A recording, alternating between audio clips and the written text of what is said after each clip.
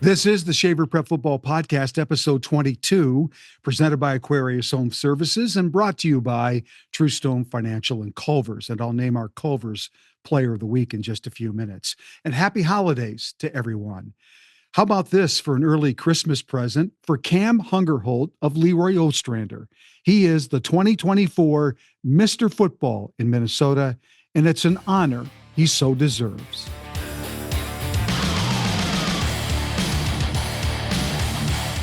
So, Cam, what does it feel like for people to say you are Mr. Football in Minnesota? Yeah, it's crazy. There's a bunch of good athletes, and I think any of them could have won, but to be the guy to win it, it's really an honor. Were you surprised? I was really shocked. Why is that? Because, coming from a small school of 9-man, I didn't think a 9-man player's never won it. So, it was just crazy to see a 9-man player be able to get this award. Why do you think a 9-man player has never won this? Is it just the small town? Just because you play for a small school in 9-player, is that the only reason why? Or do they not think the numbers match up? I think probably because the small small school, people don't think, it's the same as 6A or bigger schools like that. What did you learn about yourself this season? Because you had a great year. You were over 5,200 yards of total offense, 34 touchdown passes, 36 rushing touchdowns. You did about everything a player could do. What did you learn about yourself this year? What I learned the most was how to be a good leader and lead for the guys around me, and just, staying positive. And when things went down, being a good leader for my teammates and making them fall in the right direction. When a player wins an award like this, it's really a reflection of your team too, right? Mm-hmm. It's really a reflection of the guys around you. Talk a little bit about that. And what was your interaction with some of your teammates after you won this award? Yeah, when I got back to Leroy, they had a meeting for me in the gym, a welcome back. A bunch of my teammates were there. Some of my guys, they were so excited for me. They just gave me some hugs, pictures, and yeah, it is a team award. I know you played in the All-Star game the day before, the 15th and the 14th on Saturday. What was that experience like? And what did you learn from that and being around all those players? Yeah, the All-Star game was so fun, the whole week, and being with a South team, we made a bunch of memories together and just practice with those guys every day, the best of the best. It was so fun to be with those guys and play the game with them. I talked to Dylan Hudgens for my show, and he talked about the fun away from football in the hotel rooms, people gathering and just talking football. Did you experience that too? Did you make some friends during the week? Yeah, for sure. A bunch of us played Among Us. That was pretty fun. Was there a player or two that you wanted to meet that you maybe read about or heard about or saw some highlights of and you got a chance to meet them, and what was your takeaway? I just knew a bunch of the guys. I just knew I knew their names, but I didn't really know who they were. So meeting a bunch of the guys that I saw were really good players, and meeting them and being able to have conversation with them, that was super fun for me. So you're heading to Mankato next fall. That doesn't change. What does winning Mr. Football do for your confidence heading into college football next year? Yeah, I am pretty confident, but I'm going to still have to go into Mankato and keep working hard and keep getting better every single day. Well, congratulations to you. What a nice way to finish your high school football season. Surprise or not, you absolutely deserved it with the numbers you put up this year. Thanks for doing this, Cam. Congrats. Thank you so much. To be honest, I'm a trust guy. If I'm going to let you into my home to repair or upgrade something, I'm going to trust you do it right and provide great customer service for peace of mind. Well, Aquarius Home Services was all that and more. They installed a new Connecticut water system in my home, great drinking water from my faucet, by the way, and an air purification system, so no more dust in my home. It's been a game changer. Quality, service, trustworthy people. Aquarius Home Services, earning the right to be recommended. This past football season saw 21 new head prep football coaches across the state. Guys like Brad Anderson, who took over at Benilde St. Margaret's this fall and led the Red Knights to a 4-6 record. Brad, of course, won state titles at Wayzata previously.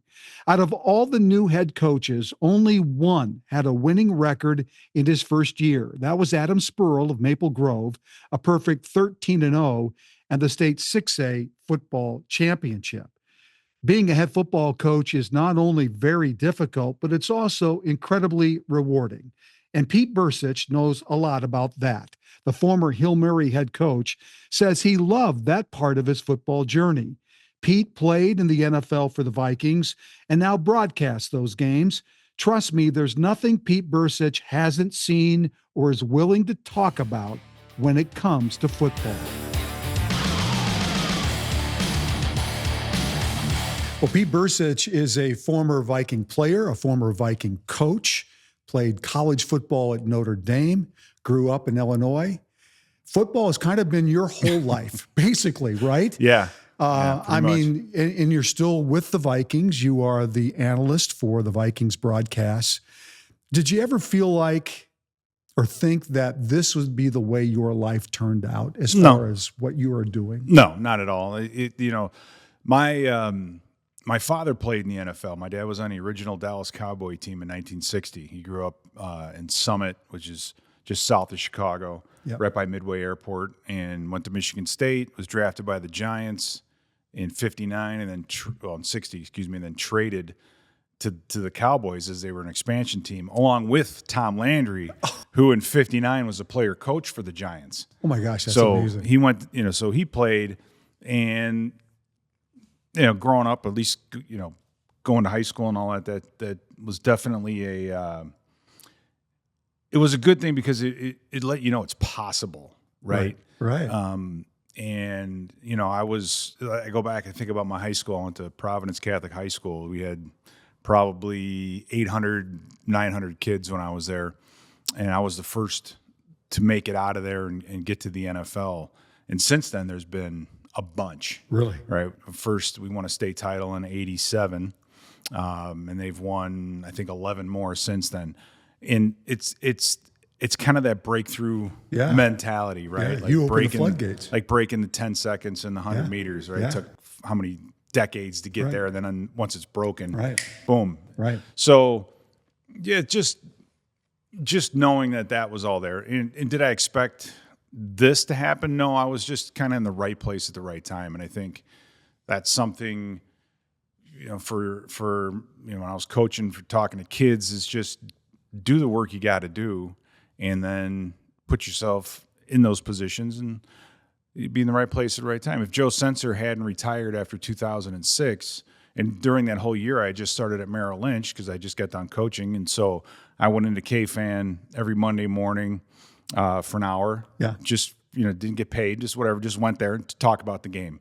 So just being on the radio once a week for that little bit of a role, when they needed to fill Joe Sensor's shoes, they reached out to me to do it. And so I was in that spot. In 2007 was my first year. And you've been there ever since? Been there ever since. So, yeah, this will be my 29th season with the Vikings. That's crazy. Overall. How much time do you put in preparation each week for a Vikings game as you get ready to be a part of the broadcast? Probably, it's hard to, I'd say 9 to 10 hours. Really? Yeah. I mean, there's a lot. I mean, and you spend time at the facility. You're talking to players. Yeah, we go to the facility. I don't talk to players. I try to, the way I've done it, I try to stay away from the players, right? And the coaches, and kind of maybe talk to them a little bit about things, but not necessarily be seen in that environment, so to speak. And so everything that I come up with, or all of my thoughts, are my own thoughts, right? They're my own. And so I don't depend on getting information from anyone to come up with what, my concepts or my ideas for the game, or what I think are key parts of the game. And my other rule is just I don't say anything I wouldn't say to a player's face. Yeah. Which is something, is something you keep in the back of your mind, because you can be critical, but there's kind of a way of going about it. And all the years I played, the years I coached are more valuable to me now in what I do than playing was. I mean, playing is how did you feel? What is it like? Right. You know, but the football stuff, that's all coaching.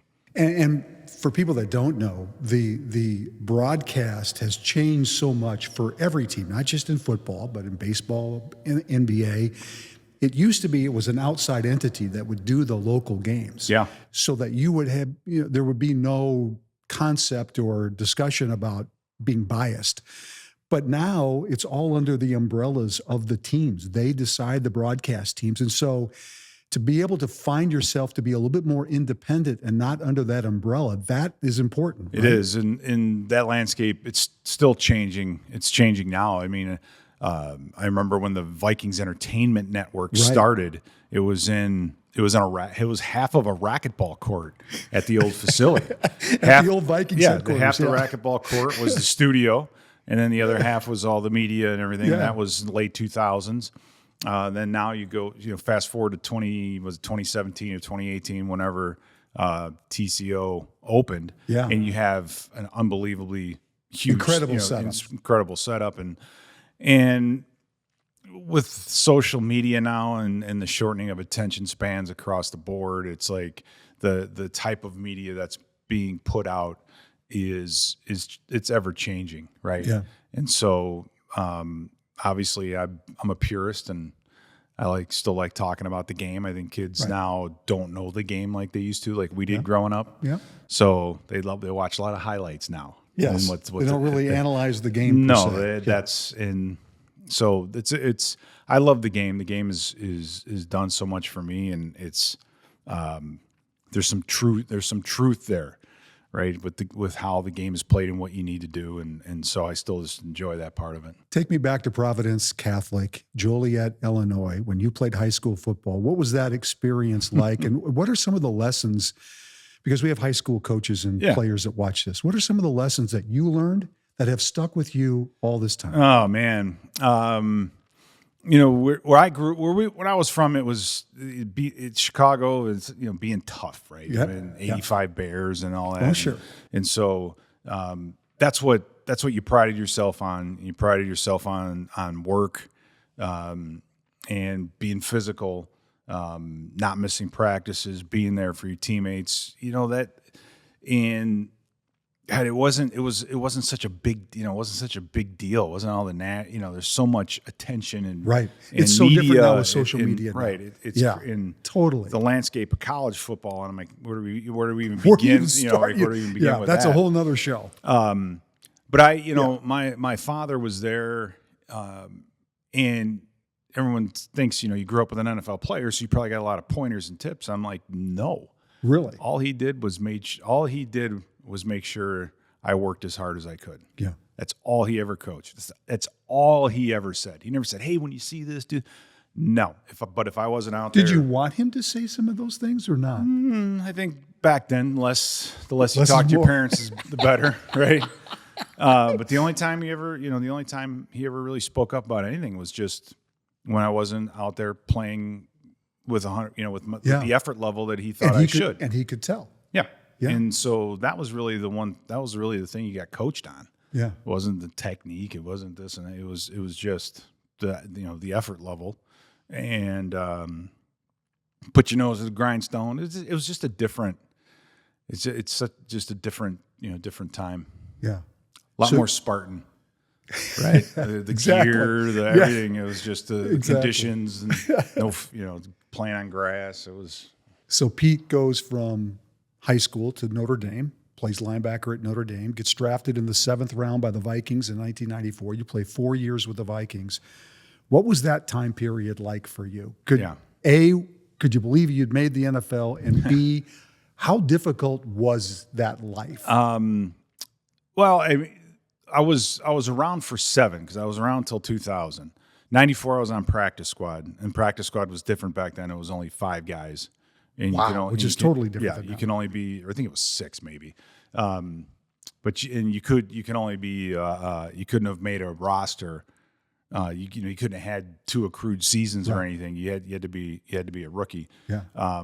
So my first year, didn't, I was on practice squad, so I didn't quite make the team. I did in 95 and then through 99. It's that day, having been cut a couple times, and then when I was coaching, when I started coaching, I became the Turk. Mike Tice made me the Turk, so I had to the guy that had to cut tell a the bunch player of that people. you've been cut. Yeah. Yeah, it's a crazy day because, and I had this conversation with Robert Smith, who I still talk to all the time, and I remember him one day saying, I couldn't imagine going to training camp knowing in the back of my mind that I may not make this team. Yeah. I'm like, yeah, it's like You think? for some people it's it's every day, right? But he earned the right. He earned the Sure. right to be where he is. And Sure. So, and that was just my lot in life. But there was nothing more satisfying than that. Yeah. Putting all that work in. That's and the then, pinnacle. And then finally making it. Yeah. So 95 through 98 went great. I blew my knee out in 99. Was on IR, came back in 2000, got cut again, and then brought back, and so that was a kind of a And back then and ended forth up coaching with Mike Tice. Yeah, started that in 2000. Did you ever see yourself as a coach, or is that life? Not is the really. coaching life so difficult, time consuming? Yeah. I can't imagine. I don't know if it's as bad now as it used to be in that respect. I think they they understand created the some family rules? side Yeah, a little bit yeah. more. I didn't really consider coaching until Denny Green called me into his office twice in my 7 years there. And the first time was, he brought me in, sat me down. And Denny recruited me in high school. He was at Stanford at the time. So he'd come to my house in New Lenox. And, and we had this big Rottweiler. He and Coach Forrester came in, and we had to put the dog in a room and almost rip the door down. Anyway, and so Denny, I remember him asking me one day, he's like, "You still got that dog?" I'm like, "No, she died a long time ago." He's like, "Good." But yeah, he sat me down and he said, "When you're done playing, you should think about coaching." Yeah. And I looked at him and I said, "Well, am I done playing now?" He said, "No." And I said, "Okay, well, I will." Right. And so he kind of got me into it. So after the NFC Championship game in 2000, I knew I was done. Yeah. My body was just falling. I just knew I was done. Yeah. So I went to the combine that year. Made some really good contacts with guys like Tom Alvadotti, who was my position coach, but like Ron Rivera, and a number of other coaches. Got the network a little bit. Didn't do anything in 2001, which is the year Corey Stringer passed. Yep. But then, Denny was let go at the end of that season. Mike Tice was brought in, and I was driving home from work one day, living in Indiana, and driving home from work, and I got a call from Mike, and he said, "Hey, you want to coach?" I'm like, "Yep." He said, Wow. I said, "Okay." Like, how long do I have to? He's like, "Well, Monday." So it's like, okay, you got to go home and tell the wife and the kids. We only had Pete at the time, but Pack it up and away we sell go. the house and Wow. go up to Minnesota. Here we Wow. go. And so it's a crazy. I was at the facility by 7:38 every morning. That's Monday through Saturday. Yeah. And then if we left before midnight, Monday, Tuesday, Wednesday, we were lucky. We got out of there Thursday around 9 or 10, and then Friday around 3. That's just a tough life. So it's it's Tough life. It is what it is, and that's probably the hardest part with the transition for players. Yeah. Into Right. coaching is just it's not. It's much more time consuming as a coach, it seems like. Well, In season. as a player, you're quote unquote taken care of, Yeah, right? yeah, right. You have a day off, you Right. have a family day, Right. right? You have as a coach, no, No. it's not. Yeah. You're just there. So it's it's a tough mentality, and as a coach, you're only as good as as your team's record. Right.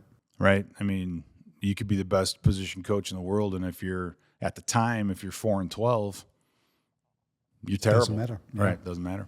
So Pete Bercich takes a job with Hill Murray to be their head coach. And I want to read a quote that I found of yours. You said, "One thing I will say about high school football, your high school teammates are the friends you will keep all your life. In college, you may keep a friend or two. If you play in the NFL, you may keep one or two there as well. Your high school playing days are your glory days.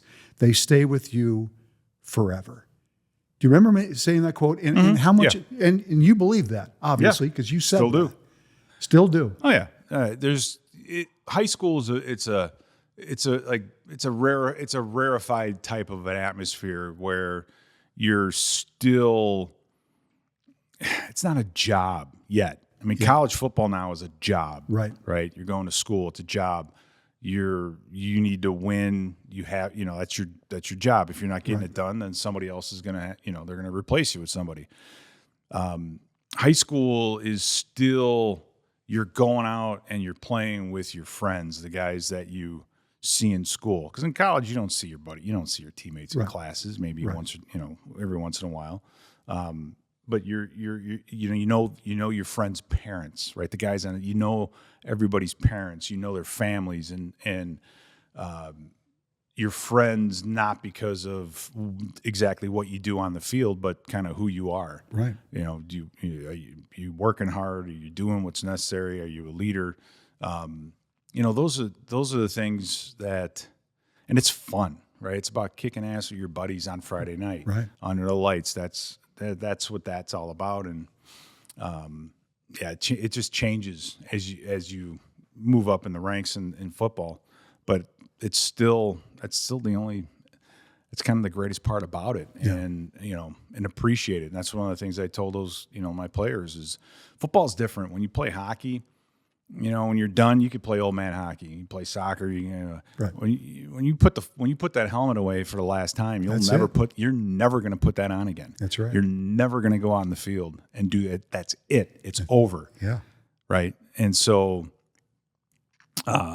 that's another great aspect of it. You can't get together and have an old timers game, right? No, you can, but it probably wouldn't last very long. It's not gonna happen, right? So, it's that moment in time, and you just enjoy it, and there's something about that where you can just be honest with the people who you're with. They know exactly who you are and what you're all about because you're with them all the time. The same people you play with are the same people that you hang out with, and like I said, go to holidays with and events with, and you just, it's a different attachment. It's a different group. Last question. This football journey that you've had, it's just been amazing.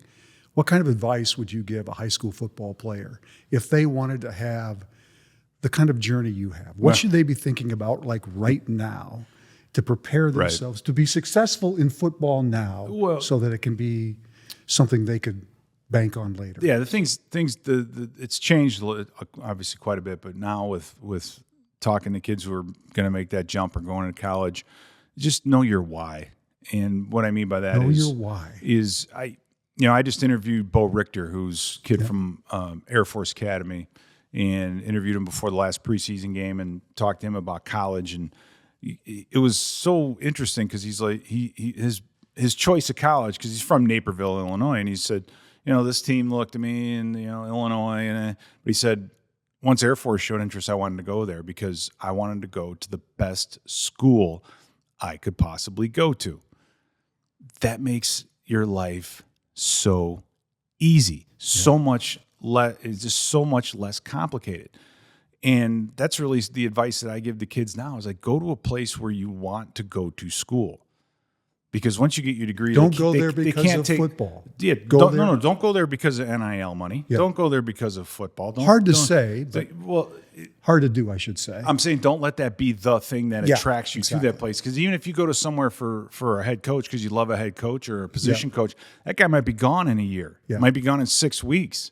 The turnover, go to a place where if you stay and you're there. So when you show up on campus and you're going to have some rough times, you're going to get benched. You're going to, things aren't going to go your way. You're not going to sit there and go, well, I came here to start. Right. I transferred here to start because they said I was going to start as a.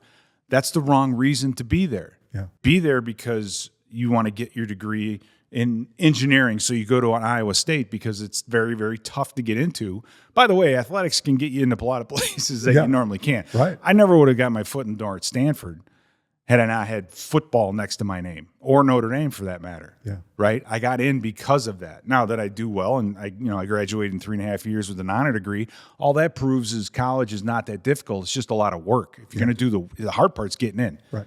So if you just know why you're going to a college and why you're choosing this university over the other, and it's because of academics, and it's where I want to go to school, they have the right major, they have the right, then your life is going to be a hell of a lot easier than showing up every day going, oh man, if I'm not starting this week, if this is why, the reason I moved to Missouri, no offense to people who live in Missouri, but this is the only reason why I moved over, here or went there was to do that, was to play. Yeah. Well, that can get taken away from you any minute. You can fall down the stairs, right, listening to this podcast, and your career's over. That's right. It can happen like that. So we hope that doesn't happen. Get what they can't take away from you, because once you get that degree, that's yours. Right. So use them to get in. Use them to get into a school that you probably wouldn't be able to get into without the football. But make that your priority, right? I want to go to a school, a good school, place where I want to be, love the campus, love the people, and then the football part of it, let that be. Because if you're good enough to play in the NFL, they're going to find you. That's right. That's what Barry Alvarez told me. He was still at Notre Dame when I got recruited, and he's like, why wouldn't you say yes right now? And I said, well, I don't know how much I'm going to play. And he goes, let me ask you something. If you're good enough to play in the NFL at the next level, you think you'd be good enough to play at Notre Dame? It's like, yeah, probably. He's like, well, if you're not, then you get a great degree. Smart. And I was kind of like, yeah, that makes sense. Yeah. But that mountain, that complexity, do I follow this guy on Twitter, and am I putting out my right huddle highlights, and all that stuff just disappears when you choose the right school. But understand what you're getting into. Recruiting's about height, weight, and speed, right? If you're a 6 foot tall quarterback, you could be the best in the state, one of the best in the Midwest, in the country. You're not going to go to Alabama, right? You're not going to go to an SEC school because you don't fit that. It doesn't mean you're not going to make it to the NFL. It only means your path is going to be different. Yeah. So understand it for what it is. Understand that guys, tweet that I got 16 offers from all these different. Well, yeah, because you're a 6'8", 300-pound, exactly 18-year-old left tackle. You can't coach it doesn't height and weight. Right. It's like, yeah, exactly. Yeah. It doesn't mean your feet are good. It doesn't mean that you work. It doesn't mean that you're going to be, it doesn't mean any of that. Right. So again, pull all that off the table and just go to a place where you want to go to school. Because let me tell you this, if you want to go to college and just play football and not go to school, good luck to you on that. Yeah. Right? Yeah. You just go to school. Yeah. That's great advice. I appreciate it. It's great to see you. I appreciate it very much. Pete Bercich on the Vikings Entertainment Network, covering the Vikings every football Sunday. We'll be right back. These days, you can get a checking account, a credit card, or a mortgage just about anywhere. But what you can't always find is the personal touch of a neighborhood credit union like True Stone Financial. I've known the folks over at True Stone for years. They put people first. They take time with you. They get to know you. And they use their expertise to connect you with services that help you achieve financial well-being. True Stone is a not-for-profit financial institution owned by the very people they serve, and they're in your neighborhood. Visit truestone.org and get to know them. And they can't wait to get to know you too. True Stone is an equal housing opportunity lender. Well, the part of football in Minnesota we probably don't talk enough about are the referees, the men and women who show up game after game and do a great job, sometimes under thankless conditions. We talked a lot about the referee shortage since COVID, and it's still out there, but at least this fall felt more normal. Not as many Thursday nights or Saturday games out of necessity, really more out of choice. And that's a good thing. Friday night lights will only be Friday night lights as long as there are enough officials to make it happen. And this caught my eye in mid-October. A woman white hat or head referee. It's the first time it's ever happened in Minnesota for a regular season high school football game.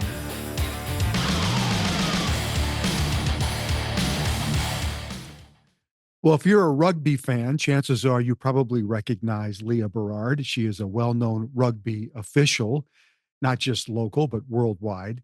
But her football officiating career has really taken off here in the state of Minnesota. So first of all, thanks for doing this. I know there's probably some high school football coaches and players who are going to go, oh, wait a second, I recognize her, but probably don't know your background, probably don't understand the rugby background that you come from. Can you talk a little bit about that and then how it kind of transitioned into football? Yeah, sure. So I played rugby in college at University of Wisconsin lacrosse, and I eventually ended up playing for a little while afterwards. And then I'd had some neck issues. I had a couple concussions. And so I took a break and I was in physical therapy. And I did that for about 9 months or so just to start feeling better again. Because as I had been playing, I could just tell, kind of felt like a twisted pretzel by the end of some Sure. games. So I could tell I needed some work and maybe just a little bit of time away from rugby. And so I got better, got healthy, and then I kind of stepped away from rugby for a few years, kind of stayed in touch with people.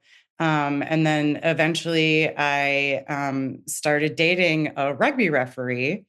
I had known him for a while. He's a bit older than I am. So I would go and watch him on the sidelines when he'd come visit me. He was living in La Crosse, and I was here in the Twin Cities in Minnesota. And I was watching him one day, the president of the Minnesota Referees Society, she had also been a coach, and our team had played against her team. She was coaching St. Cloud women at the time, had played in playoffs. So she remembered who I was and said, "Hey, you're young, you're fit, you're not playing anymore. Why don't you give refereeing a try?"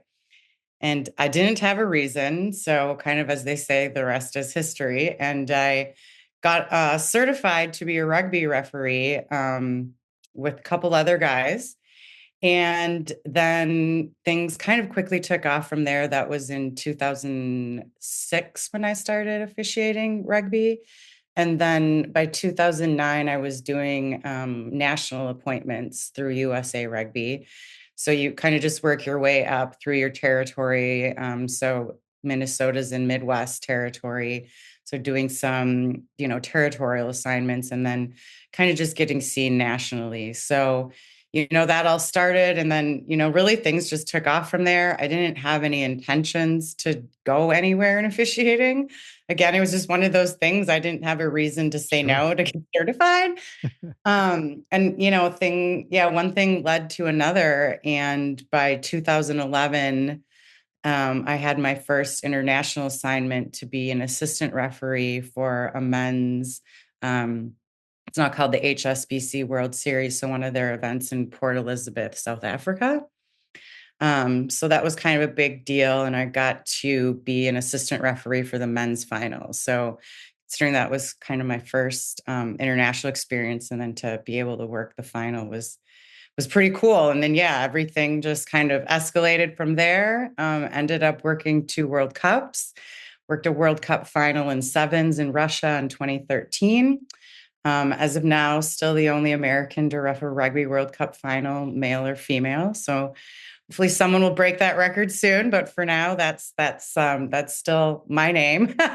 And then kind of fast forward. So was doing that. I've pretty much done everything in rugby. I was an assistant coach for the U of M women's team for a while. And then when 2020 hit, I'd been the youth development director for Minnesota Youth Rugby, but I kind of was already having more of a love for football because in 2017, I picked up the football whistle as well and was doing both for a few years, officiating and kind of getting involved more in the youth stuff in rugby, because I just kind of felt like there was going to be something for me after rugby. And it felt like it was time to try that. And I realized around 2016, 2017 that I was a good official and I liked being an official, and it wasn't just rugby. It wasn't just the sport that I was most familiar with and played. And so when the pandemic hit and, the world came crashing to a halt, and did a lot of self-reflection and decided I just don't have that love for rugby and I have that love for football. But I wasn't able to do college football because that was on Saturdays and so was rugby. So I was just doing high school for the first few years. In 2016, I was doing men's college final, Cal Berkeley and BYU, and it was on NBC Sports. And the Mike Pereira, who I have never met, and I don't think he's ever heard this story yet, but he saw me on TV and he reached out to Referee Magazine and said, "Hey, she looks like a good official. You should interview her." So when Referee Magazine came to me, being a huge Packers fan, being from Wisconsin growing up, and I chose football ultimately because Mike Pereira swayed me. So to hear that, like the Mike Pereira, like Wow. literally I said that when Referee Magazine emailed me. I was like, the Mike Pereira? They're like, yeah. So so they interviewed me, and it honestly, that was the catalyst. Then that was end of 2016, beginning of 2017. I didn't know any football officials. I didn't even know the world of football officiating looked like. I had no idea what it was about, but I just went online, Googled something, and St. Paul Cap City pops up. And I emailed the guy, Dan Pelletier, who was my high school white hat up until last Tuesday, which is kind of officially my last high school game. And he was the assigner, and he's been with me since day one. I reached out to him, said, "Hey, I'm thinking about doing this." And he emailed me back immediately, which is always a good sign when you're reaching out to somebody and you have no idea who they are, that they, get back to you immediately. And he became my mentor, and then I just took a couple of years learning the ropes. And then I, ended up on his varsity crew in 2019. And yeah, then I started college, like I said, in 2021. So that kind of then was taking a focus, and got into Division I, Missouri Valley. My first year did a couple Pioneer games and some WIAC games over in Wisconsin, and then got hired into the Missouri Valley 2022. And I've been on a crew now my third year, but it's been I've been able to do a little bit of high school and college just because when the pandemic hit, we switched the Friday games to Sure. Thursdays, Saturdays, and Sure. such. And we kept going with that. So I've tried to do like as many Thursdays to be able to stay on the crew. And so it's been getting more challenging, obviously. So kind of said this was going to be my last year, which was then, my white hat Dan was like, would you want a white hat? And I don't think any females have done this in Minnesota before. And, yes, it was like, I want to do it. And we didn't really find a time to do it toward the end of last year. So we kind of put a little bit more time and thought into that starting this season. And he was going to go off and do a game and be away anyway, our last regular season game. So it was the perfect opportunity for me to step in and do it. And seeing as I'm a center judge in the Missouri Valley, I work closely to that referee position. So it's kind of natural for me to see what happens on the right side of the field, not just the left side of the field.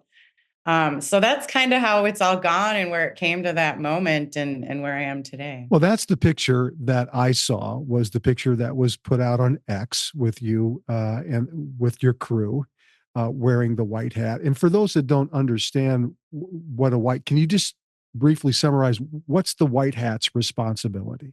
Yeah, I mean, the white hat really is, the person in charge on the crew. They're the person that's in charge of all the communicating with schools or whoever else you might need to communicate with. They're the one on the field making the ultimate decisions. They're the ones who listen and look for, what the fouls are, what the flags are. They're making sure that people are communicating to get to the right outcome, the right result, make sure we're all on the same page. Football is a complicated sport. I can tell you that after refereeing rugby. Rugby's quite simple. It needs to be because the game keeps going and flowing. Right. So, football's a whole nother, when I started and started college, I should say, my white hat Dan said, "You're going to study a lot, just like you did in college for, being a college football official." And it's true. I haven't studied this much since being in college. So it becomes complicated. So, you have to have those brief conversations sometimes, with a few officials talking. And it's really, the white hat is listening to all that and making the final decision and making sure we're, marking off the penalty from the right place to the right place. And they're the one making the announcement. So for all intents and purposes, they are the face of the crew because they are the ones announcing to the fans, to the camera, to the coaches, and they're the ones who really are in charge of the crew on that day. And yeah, it's not common to see a female wearing that white hat. I don't think it's happened in Minnesota until you. No, yeah. So we confirmed with the handful of other female officials that none of them had secretly done it. So sometimes we secretly do these things. So yeah, that's exciting. I mean, that's not really why I did it, but Right. obviously, it's a bonus. And I remember watching this clip when Sarah Thomas was the first The female to NFL. be in the not only NFL but Super Bowl. And I was watching some clip because there was also a female, maybe strength and conditioning coach or something in one of the teams that was in that Super Bowl, and they kind of made a comment like, they're both the first to do these things, but like, we can't wait for a day that we're not the first. And so Right. that is the thing. It's like, sometimes I'm just like the first, the first, the first. And you just kind of do, I don't want to say get tired of hearing it, but you just go, I wish we could be in this day where we don't have to Right. hear it anymore, because I don't feel disadvantaged in this, male dominant arena, to be honest with you, I guess my first thought when I saw the post, and it was like on October 16th, so the last night of the regular season. Yeah. It was like, what took so long? Yeah, Seriously, absolutely. what took so long? Yeah, absolutely. That's what it is. And so I think it is just to be like, it's 2024. It's about time. So that's the recognition, but also just that it is true that you do want to see people who look like you when you turn on a TV. Yeah. And I want all these young girls or even, older ladies coming into their prime to say, hey, yeah, I can do that too. Because again, there's no reason that women can't be doing this. There's Did, zero. So. did you feel welcoming when you started doing it? Yeah, to be Yeah. honest with you, one thing I've really loved about football is I have felt welcome and supported since day one. And coming from rugby, that wasn't always the feeling. I mean, Yep. rugby is not a professional sport. So, one reason I did choose to go into football after rugby was I did want a progressive sport for females and, a professional progressive sport, Sure. because rugby is not professional. I've traveled the world, refed on 6 continents. That's all great. It's my time with there. I'm grateful for, and that was a whole nother thing, but you weren't really making money. You weren't really like getting big support, right? It was more, it's individual, or, your little pockets of people in rugby, and how do they support you? Like your manager and this and that or the other, but you're not really getting paid to go to World Cups, and that lies usually on your the nation or the country that you're from, and other countries it is professional. So, men were getting paid 100, 150,000, cars, phones, whatever, in your rugby heavy nations. I mean, the females weren't. I mean, when I started, there wasn't a single female getting paid to be a professional referee. And that's changed with some of your countries like England and Ireland and Sure. Scotland, your big rugby countries, New Zealand, but it's still not the same, it's still not equal. But I wanted to get to a place where I could be in a professional environment to make some money, and just to also be supported, that I didn't always feel that I had in rugby. So it has been welcoming. And I think just, through the years, for me, just starting as a female in 2006, when I'd show up on a field and have zero respect, most guys hadn't seen females. So you kind of had to earn it, where like a male would show up and they had Yeah. it till they lost it, Right. So Right. there was a difference. I mean, I could tell that for sure back then. And I don't really feel that in football, they've come a long way in football. And I really do have to give like props to a lot of the older school coaches for really kind of embracing this, because it was a societal shift. Yeah. It felt like this year, for the first time in maybe the last 3 or 4 years, that there the referee shortage didn't seem to be there as much. Do you get that feel that football referees in Minnesota, that we seem to be making a comeback and getting the numbers where they need to be? Yep, absolutely. I know in Cap City, I don't have the numbers this year, but I think last year they said we had close to or around a 20% increase. Great. And I know like they weren't ever reaching out to me the last 2 years to do some of the lower level games, the ninth and 10th grade games. I'm always happy to help, but again, like, But that's an indication, right? yeah, because doing college as well and still trying to fit in some Thursday night games or Friday nights if I have a weekend off, I didn't necessarily want to be doing those just for time. But again, always happy to help, but they didn't need that, and I know it went from like 2021 where we'd be doing maybe 3 lower level games a week to like 1 to like none for the people who, maybe don't have the time to do it. So there definitely is. And I know, for a little while, and this was, I also write for Referee Magazine. So I know, around the country that they're being put into positions quicker than the past. But that's not just in officiating. That's Yep. just general. That's what Right. happened after the pandemic. When people retired, we lost a lot of people. And as you know, baby boomers are a huge generation that we're just going to struggle to replace all them, period. So that's factored into it too. But people were being put on varsity crews, maybe like game 1 or, Yeah. game 3 or Right. whatever. Right. Where, I had a couple years under my belt. And I think that's pretty good to get a couple years under your belt to do it, but people were being put in positions sooner. So that definitely I can tell you has changed, because being in our meeting, even the beginning of this year for St. Paul Cap City, people are still sitting there waiting after 2 or 3 years to be put on a varsity crew. And that shift I think will happen again, because you'll see kind of some more people leaving. Like for my case, I'm leaving because I'm going up to bigger things. Or there will be some more people retiring. So I think you'll see a shift again, but you're absolutely right. It's definitely good to see that there are people like on the bench who have been trained, because that's just going to put them in a position to be more successful, because when you get put into position too soon, you might think you're ready, but if something bad happens and you're not ready, you might just leave, because officiating is hard enough anyway. It just is.